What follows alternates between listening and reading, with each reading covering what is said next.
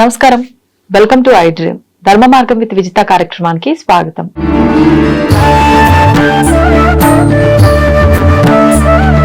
ప్రస్తుతం మనతో పాటు ఉన్నారు స్మార్త పండితులు అనిపెద్ది నరేష్ శర్మ గారు. ఇప్పుడు వారితో మాట్లాడతాం. నమస్కారం అండి. నమస్కారం. శుభం భూయాత్. మనం సాధారణంగా వింటూ ఉంటాం, పెద్దవాళ్ళు చెప్తూ ఉంటారు, అసత్యం మాట్లాడకూడదురా, అబద్ధాలు ఆడకూడదు, ఎప్పుడూ సత్యమే మాట్లాడాలి అని చెప్పి. అసలు ఏంటి సత్యం మాట్లాడటం వల్ల కలిగే ప్రయోజనాలు ఏంటి? అదేవిధంగా కొన్నిసార్లు మనం వింటూ ఉంటాము కొన్ని విషయాల్లో పరిస్థితులను బట్టి అక్కడ నువ్వు అబద్ధం చెప్పాల్సి వచ్చినప్పుడు అబద్ధం చెప్పటమే ధర్మము అని చెప్పి, అసలు అబద్ధం ఆడటమే అధర్మం అయినప్పుడు పరిస్థితిని బట్టి మరి ఇది ఎలా తీసుకోవచ్చు అంటారు? చాలా మంచి విషయము.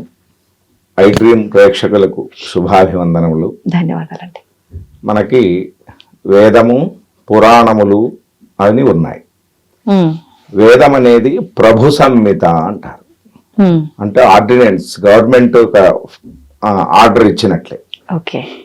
కావ్యములు ఉంటాయి, కాంతా సంహితములు అంటారు. అంటే మృదువుగా మెత్తగా చెప్తాయి. వేదం ఏం చెప్తుందంటే డైరెక్ట్ గా చెప్తుంది, ఇది చెయ్యి అని చెప్తోంది.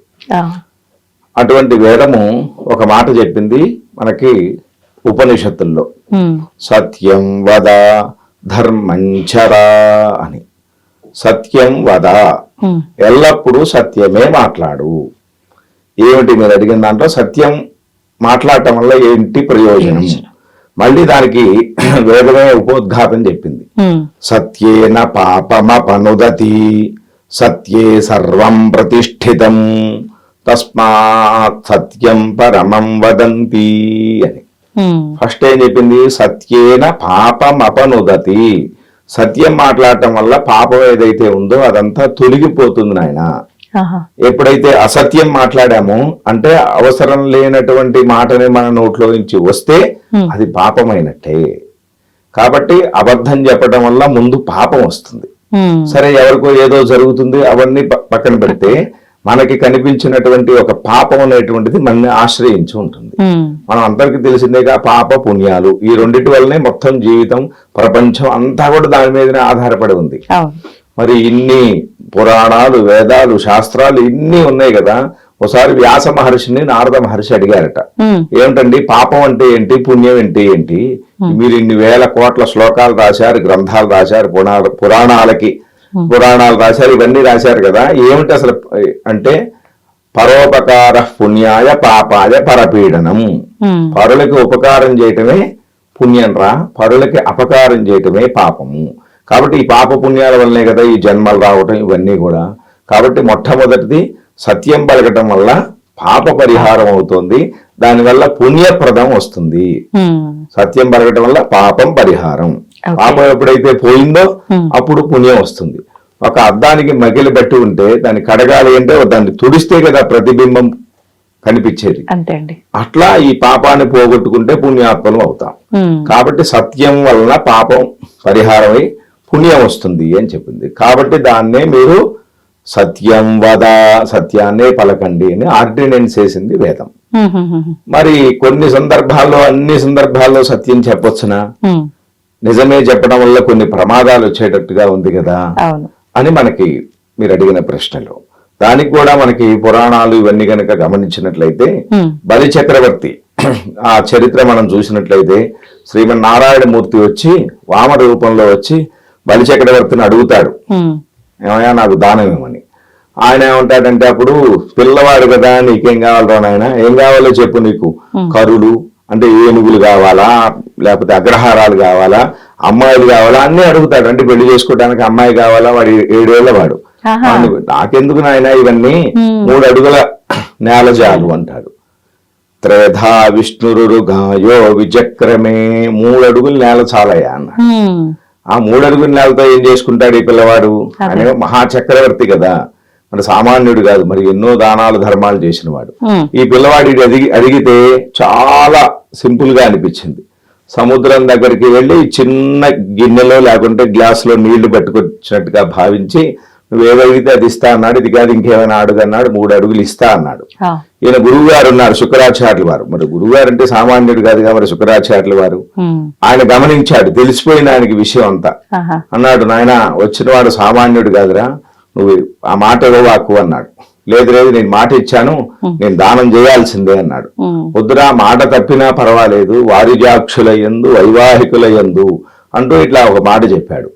ఎప్పుడైతే ఆడవాళ్ళని కాపాడేటువంటి సందర్భంలో వాళ్ళు ఏదైనా ప్రమాదంలో ఉండి, ఆడవాళ్ళు గాని పిల్లలు గాని ఎవరైనా ప్రమాదంలో ఉండి ఒక మాట అబద్ధం చెప్పడం వల్ల దానికి దోషం రాదు నాయన అని వాళ్ళే చెప్పారనమాట. ఇవన్నీ ఏ ఏ సందర్భాల్లో రాదు.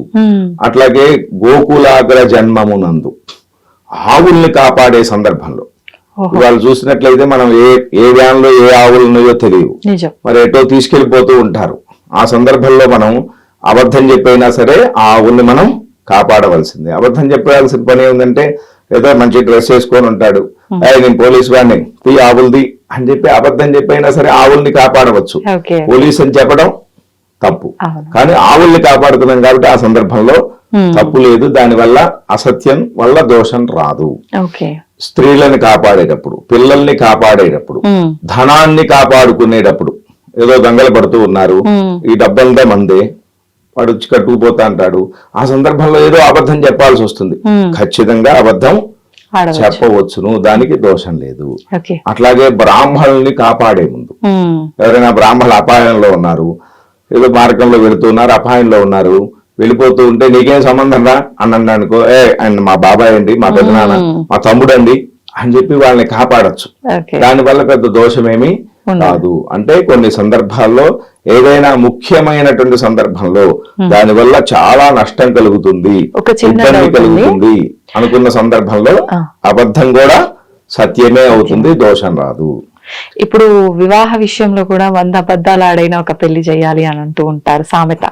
మరి దీన్ని ఎలా తీసుకోవచ్చు అంటారు? అన్నారుగా వారిజాక్షుల యందు వైవాహికుల యందు. వివాహ సందర్భంలో కూడా అంటే అందరిలో వివాహానికి అబ్బాయికో అమ్మాయికో పెళ్లి సంబంధం చూడటానికి వెళ్ళారు. అందరిలో అన్ని మంచి గుణాలే ఉంటాయా? 32 మంచి గుణాలు రాముల్లోనూ వివేకానంద స్వామిలో ఉన్నాయన్నారు. మరి అందరూ రాముల్లా, అందరూ వివేకానందులా? కాబట్టి ఏదో ఒక లోపం ఉంటుంది. అంటే చిన్న లోపాన్ని కూడా పెద్దది చేసి వాడి జీవితాన్ని పాడు చేయకుండా, చిన్న లోపం ఉంటే దాన్ని కప్పిపుచ్చి అవసరమైతే అబద్ధం చెప్పి అప్పుడు పెళ్లి చేయొచ్చు అని దాని అర్థం. అంతేగాని 100 అబద్ధాలు చెప్పి పెళ్లి చేయమని కాదు. అంటే ఏదైనా సరే నష్టపోయేటువంటి సందర్భంలో అబద్ధం చెప్పినప్పటికీ తప్పు లేదు. అది ఇప్పుడు ప్రస్తుతానికి ఒక అబద్ధం చెప్పాం, మంచి జరిగింది, కానీ దాని వల్ల భవిష్యత్తులో ఏదైనా అనర్థం జరిగి ఉంటే అది దోషంగా మారదా అప్పుడైనా? అట్లా అది మంచి జరిగింది కదా, ఇప్పటికీ మంచి జరిగింది, దానివల్ల వాళ్ళు కాపాడబడ్డారు. ఆ తర్వాత మనం ఇంటికి వెళ్ళిన తర్వాత భగవంతుడి ముందు కూర్చొని ప్రార్థన చేయాలి, లేదా మన మనస్సులోనే భగవంతుడి నమస్కారం చేసుకోవాలి. స్వామి, ఈ నిమిత్తంగా నేను అబద్ధం చెప్పవలసి వచ్చింది, నాకు చెప్పాలనే కోరిక లేదు, కాబట్టి దీని పాప పుణ్యాలన్నీ నువ్వే తీసుకో అని ఆయనకే అప్పచెప్పాలి. అప్పుడు ఆయన ఎప్పుడు ఏం చేయాలో ఆయన చూసుకుంటాడు. కాబట్టి దానివల్ల పెద్ద దోషం ఏమీ రాదు. అంటే ఏదైనా ప్రాణాపాయ సంకట స్థితుల్లో అబద్ధం కూడా సత్యం అవుతుంది అని దాని పరమార్థం. సంతోషం అండి, ధన్యవాదాలు. శుభం. And for more videos, please subscribe to iDream. Please subscribe to iDream. Please subscribe iDream. And please subscribe to iDream. For more videos, subscribe to iDream. please like, share and subscribe to the channel. Congratulations, iDream. Subscribe to iDream. Subscribe to iDream. So subscribe to iDream Media. iDream ki iDream team andarki huge congratulations. Please subscribe iDream Media. Please subscribe to iDream. Subscribe iDream. Please subscribe to iDream. iDream అంటే నా కళల channel subscribe చేసుకున్న నోరు తిరుగుతలేదు, మీరైతే గంట గుర్తుకొచ్చు. For more such videos, please subscribe to iDream. Subscribe to iDream. Please subscribe to iDream. Please subscribe iDream Media. Please do subscribe to iDream. Please subscribe to iDream Media. For best entertainment and information, please subscribe iDream. And don't forget to subscribe to iDream.